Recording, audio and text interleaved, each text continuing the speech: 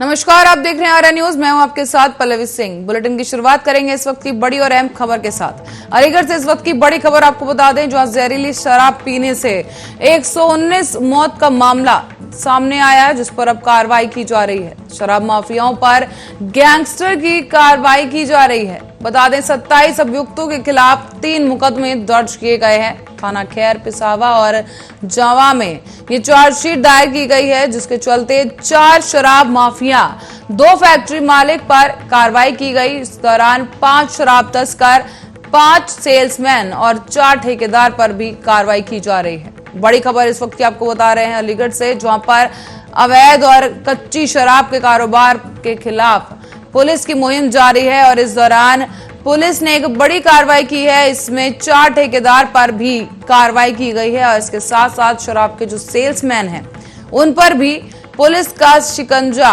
कस चुका है। जहरीली शराब पीने से 119 लोगों की मौत हो गई थी। इस पूरे मामले में कार्रवाई करते हुए पुलिस ने शराब माफियाओं को धर दबोचा है। बता दें 27 अभियुक्तों के खिलाफ 3 मुकदमे दर्ज किए गए हैं और कार्रवाई की जा रही है। थाना खैर पिसावा और जवा में चार्जशीट दायर की गई है और इसी के साथ ही बड़ी कार्रवाई पुलिस के सामने आई है।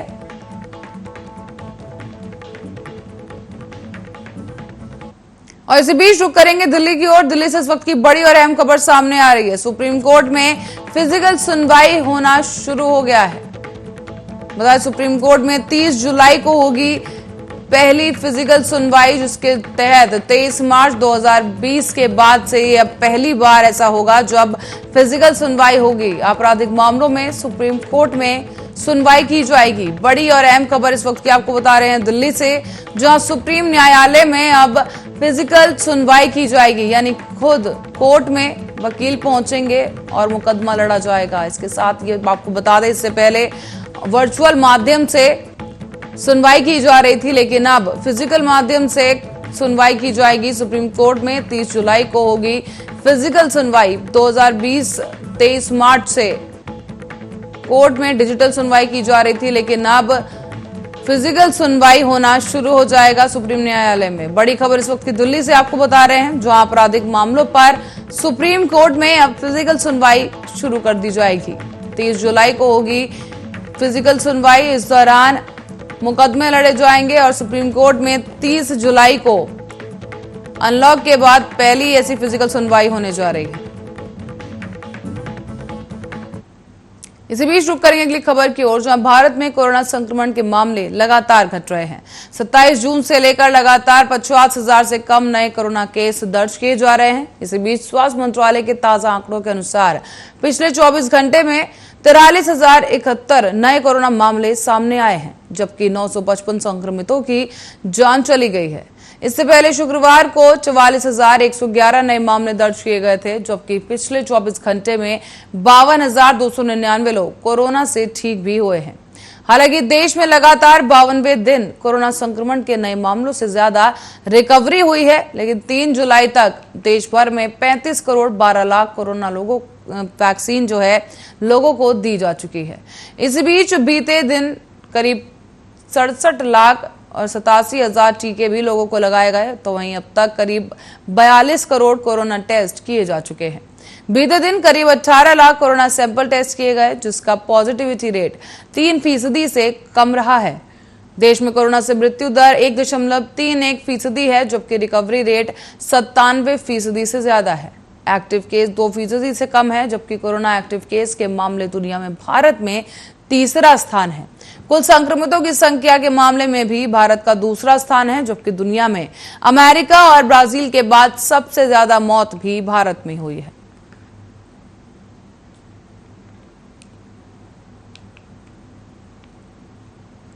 और इसी बीच बुलंदशहर से एक बड़ी खबर सामने आ रही है, आपको बता दें, जिसके चलते दूल्हा दुल्हन पक्ष के लोगों में जमकर मारपीट की गई है। दुल्हन का लहंगा खराब लाने पर यह विवाद हुआ, जिसकी वजह से दोनों पक्षों में कहासुनी हुई और उसके बाद यह विवाद इतना गहरा गया कि दोनों पक्षों में मारपीट शुरू हो गई है। सूचना मिलते ही मौके पर पहुंची पुलिस ने दोनों पक्षों के 12 लोगों को गिरफ्तार कर लिया है। पूरा मामला शिकारपुर थाना क्षेत्र के गांव बंसौटी का बताया जा रहा है। जहां दुल्हन के लहंगे पर बवाल मच गया, जिसके चलते दूल्हा दुल्हन दोनों पक्षों की तरफ से एक दूसरे पर मारपीट की गई और इसी के साथ ही पुलिस ने मौके पर पहुंचकर करीब 12 लोगों के खिलाफ मामला दर्ज कर लिया है। 12 लोगों को गिरफ्तार किया गया है। दोनों पक्षों के 12 लोगों को गिरफ्तार कर लिया गया है। बता दें, विवाद शुरू हुआ दुल्हन के लहंगे से। पता चला दुल्हन का लहंगा खराब क्वालिटी का था, जिसको लेकर ये विवाद गहरा गया और इस दौरान दोनों पक्षों ने एक दूसरे पर कटाक्ष करने शुरू कर दिए और ये बात मारपीट और गाली गलौज तक पहुंच गई। तो वहीं इस पूरे मामले में पुलिस को सूचना दी गई, जिसके बाद पुलिस ने दूल्हा दुल्हन पक्ष के 12 लोगों को गिरफ्तार कर लिया है। बता दें, दोनों ही पक्ष के बीच जमकर मारपीट हुई। इसके बाद पुलिस की कार्रवाई सामने आई।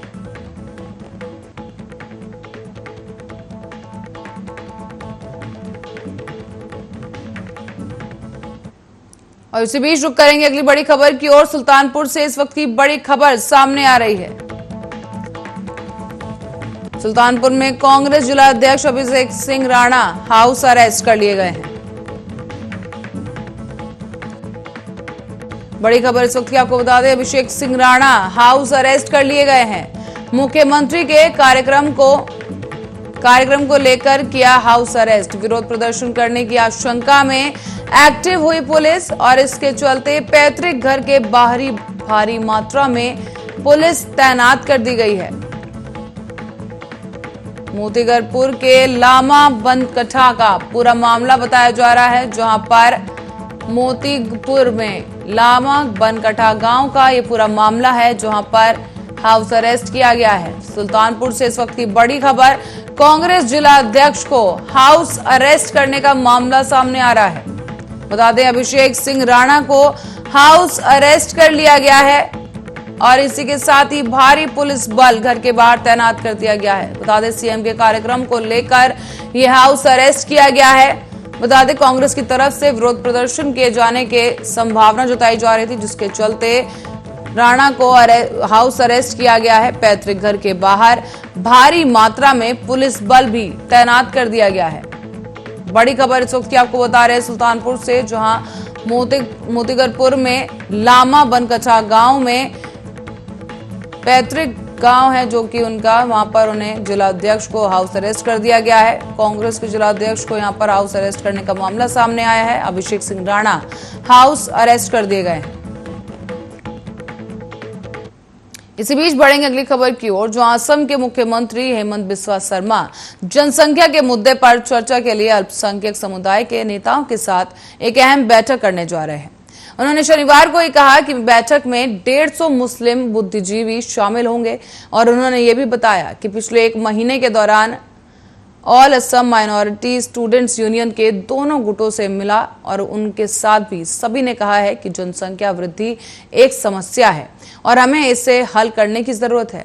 ऐसे में असम में इस पर कोई विवाद नहीं है। मुख्यमंत्री शर्मा ने आगे बताया है कि वो स्थिति की गंभीरता को नहीं समझते हैं और केवल इसीलिए विवाद करते हैं क्योंकि बीजेपी सीएम ने ऐसा कहा है।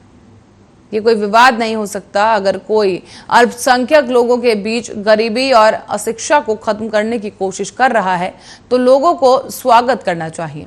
जनसंख्या नियंत्रण के लिए 2 बच्चों की पॉलिसी पर काम कर रही राज्य सरकार, शर्मा ने पिछले महीने ही कहा था कि उनकी सरकार 2 बच्चों के नियम के साथ एक जनसंख्या नीति पेश करेगी और इसका पालन करने वाले परिवारों को लाभ भी दिया जाएगा। इसी बीच मुख्यमंत्री ने यह भी बताया कि मुस्लिम समुदाय राज्य में 29% की उच्च दर से बढ़ रहे हैं, जबकि हिंदुओं की ग्रोथ रेट 10% है।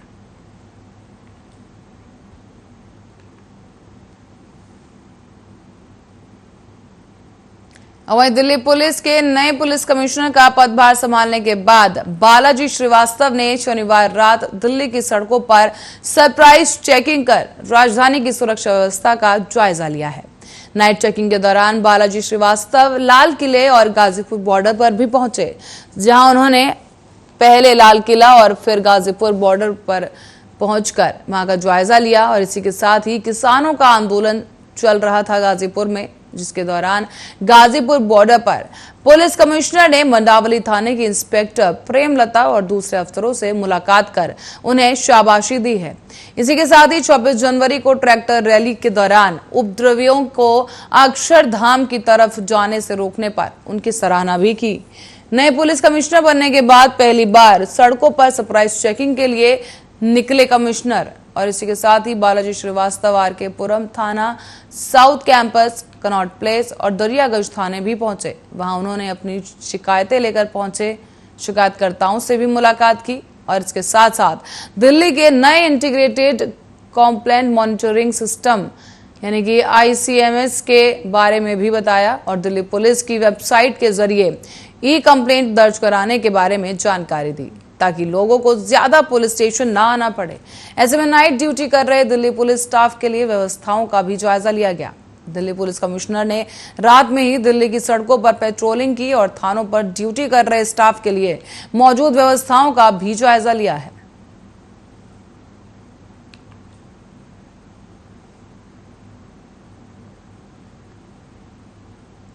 और इंडोनेशिया में कोरोना के बढ़ते मामलों और संक्रमण से मौत के बीच सरकार ने टीकाकरण अभियान में तेजी लाने का प्रयास शुरू कर दिया है।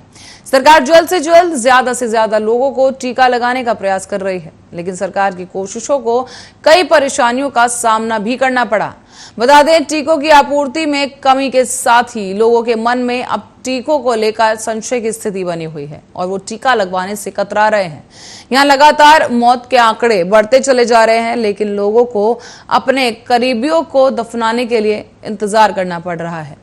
देश में बढ़ते मामलों के मद्देनजर सरकार को कड़े प्रतिबंध भी लगाने पड़े, जबकि इंडोनेशिया में ईद के दौरान लोगों की लापरवाही के नतीजे अब बढ़े हुए संक्रमण के मामले और मौत के रूप में सामने आ रहे हैं।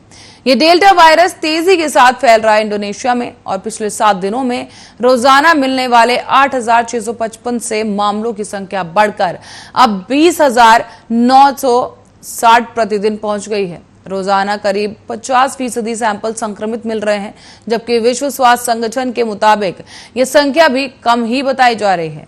इसका सबसे अधिक असर इंडोनेशिया के सर्वाधिक आबादी वाले द्वीप जावा में देखने को मिल रहा है। बढ़ते मामलों से यहाँ के स्वास्थ्य सेवाओं पर दबाव बढ़ गया है, जबकि अस्पतालों में क्षमता से अधिक लोग भर्ती किए गए हैं। मरीजों के लिए तीमारदारों की खुद ऑक्सीजन का इंतजाम करना पड़ रहा है, तो वहीं लगातार मौत के मामलों में बढ़ोतरी से लोगों को अपने करीबियों को दफनाने के लिए भी इंतजार करना पड़ रहा है।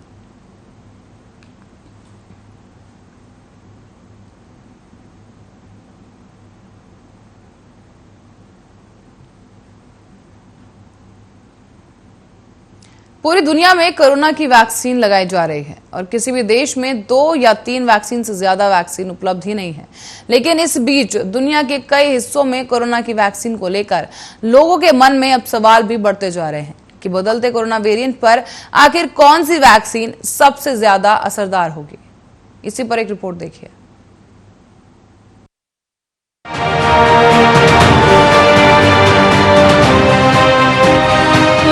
कोहराम दुनिया भर में बरकरार है। कोरोना के नए वेरिएंट लोगों के बीच संक्रमण फैला रहे हैं, तो वहीं वैज्ञानिक वैक्सीन को लेकर इसी जद्दोजहद में है कि कोरोना का इलाज जल्द निकाला जा सके। और इसी बीच कई वैक्सीन भी सामने आई जो कोरोना संक्रमण के खिलाफ असरदार साबित भी हुई। लेकिन अभी भी ये सवाल लोगों को परेशान कर रहा है कि आखिर दुनिया की वो कौन सी वैक्सीन है जो कोरोना के खिलाफ सबसे ज्यादा ताकतवर है। किस वैक्सीन से शरीर में कोविड-19 के खिलाफ लड़ाई करने में ज्यादा मदद मिलेगी। तो आपको बता दें कि इस बात का खुलासा किया गया है। यूनिवर्सिटी ऑफ मैरीलैंड UCH में संक्रामक रोग विभाग के प्रमुख डॉक्टर फहीम यूनिस ने अपने ट्विटर से ये जानकारी पूरी दुनिया को दी है कि इस समय कोरोना के खिलाफ सबसे बेहतरीन 7 वैक्सीन कौन सी है। इसमें उन्होंने बताया कि ये वैक्सीन लास्ट स्टेज ट्रायल के बाद की क्षमता को दिखा रहा है। इसका नया वेरिएंट पर असर कम हो सकता है। उन्होंने ग्राफिक्स भी शेयर किया था जिसे स्टेटिस्टा साइट ने तैयार किया है।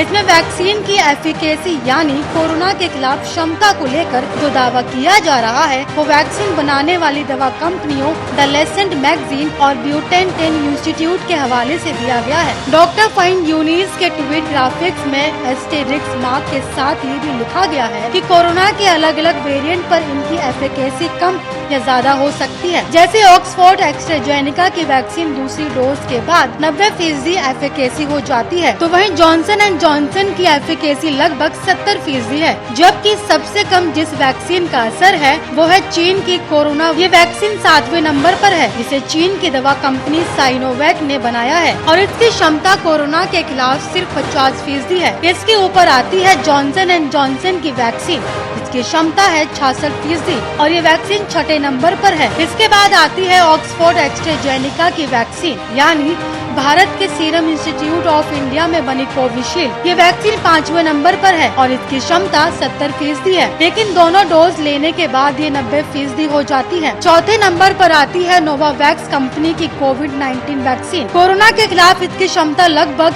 90% है, जबकि तीसरे नंबर पर रूस की गामालियन साइंटिफिक रिसर्च इंस्टीट्यूट